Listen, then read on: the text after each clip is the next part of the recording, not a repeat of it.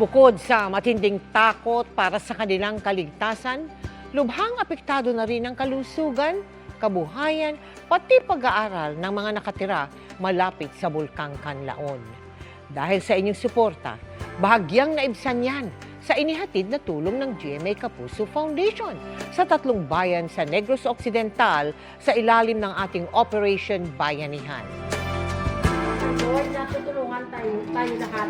Sa gitna ng klase ni Teacher Marivic noong nakaraang Lunes sa Pasita Elementary School sa bayan ng La Castellana, Negros Occidental, biglang pumutok ang Bulkang Kanlaon. Hindi ito namalayan ng mga mag-aaral. Pero nang makita na ang makapal na usok at apo, nabalot na sila ng takot. Wala na ng asopre, masakit sa ilong at sa mata.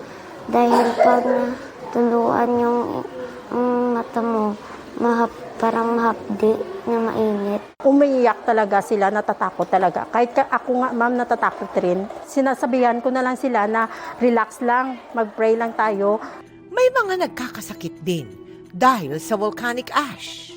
Nilalagnat na nga, tapos kumakati yung kanilang mga lalamunan. Ang GMA Kapuso Foundation agad nag-repack ng relief goods katuwang ang ating partners at volunteers.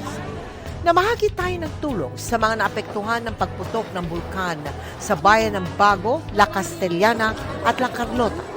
16,000 individual ang ating nahatiran ng food packs at face masks. Pangamba tuwing holiday season, ang bumababang supply ng dugo sa mga blood bank kung kailan naman ito mas kailangan ayon sa Philippine Red Cross. Kaya bilang suporta, nagsagawa ang GMA Kapuso Foundation ng Sagip Dugtong Buhay Bloodletting Project sa Maguindanao, sa Baguio at sa Tarlac. Sa gitna ng all-out war sa pagitan ng mga sundalo at MILF sa Maguindanao noong taong 2000, isang pagmamalasakit ang nanaig. Yan ang walang pag-aalinlangang pagdodonate ni dating 1st Marine Brigade General Teodosio ng kanyang dugo sa isang sugatang MILF. I was a young captain then. There was one wounded MILF fighter and he had 2 gunshot wounds. And our brigade commander did not hesitate to donate blood. Ang pagmamalasakit sa kapwa kahit pa may magkaibang paniniwala. Inspirasyon ng 1st Marine Brigade at GMA Kapuso Foundation sa itinagawa nating bloodletting activity sa Camp Iranon sa Maguindanao. Nakakagaan ng loob at lahat-lahat nagkaisa. Nakita natin yung volunteerism and yung kanilang commitment and passion. Nagsagawa rin tayo ng bloodletting activity sa Philippine Military Academy sa Baguio City. Every year, as part of our foundation anniversary, we give blood. Kahit ano pa tayo, we can always save lives sa simpleng bagay na pag-donate ng dugo.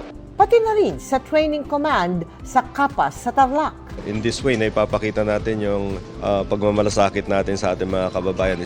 Dahil po sa inyong kabayanihan, nakalikom tayo ng 5,952 blood bags sa mga isinagawa nating bloodletting activity ngayong taon. Tunay po kayong mga bayaning kapuso. Mahigit 1 dekada na nakakaraan mula nang magpatayo ang GMA Kapuso Foundation ng mga Kapuso School sa Rizal. Ilang mga kalamidad na rin ang pinagdaanan ng mga eskwelhang ito, kaya hindi na rin maitago ang ilang sira. Ngayong Pasko, isang magandang regalo po ang handog namin sa mga guro at mag-aaral. Mag-isang inaalagaan ni Leticia ang 8 taong gulang na apong si Denden habang nagtatrabaho ang ama. Laking ginhawa raw na may Kapuso School malapit sa kanilang lugar na hindi siya mahihirapan pang ihatid ang apo sa eskwelahan, lalo't may edad na rin siya. Napasalamat po ako sa unang-unang sa Panginoong Diyos, pangalawa sa Kapuso, sa GMA Kapuso. Dahil talaga naman ang GMA Kapuso maasahan sa lahat ng bagay. Nagsilbi ring kanlungan ng mga nasasalanta ng bagyo ang ating mga paaralan. Pero may mga Kapuso School din na hindi nakakaligtas sa masamang panahon. gaya ng Matagbak Elementary School sa Pililla. Kami tinamaan ng bagyong Enteng ay hanggang kalahati po ng pintuan ng aming GMA building ang inabot ng tubig. Yung mga salamin ay mga nasira at yung mga pintura ay nag-fade na rin. Ang building ko ay hindi po natinag. Bagamat nananatiling matibay, bakas na rin ang kalumaan nito. Kaya ngayong Pasko, may regalo tayo sa mga guro at mag-aaral sa Rizal.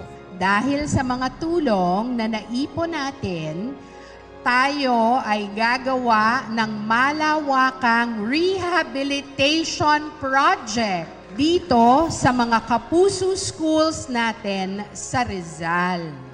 Kabilang sa mga ipapaayos ang mga kapuso school sa Rodriguez, Tanay at Pililla.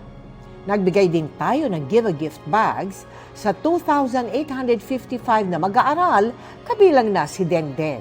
May papaayos po ang aming GMA Kapuso Building. Talaga pong masayang-masaya po ang lahat. Sa mga nais sumuporta sa aming mga proyekto, maaari po kayo magdeposito sa aming mga bank account o magpadala sa Cebuana Luwalier. Pwede ring online via GCash, Shopee, Lazada at Globe Rewards.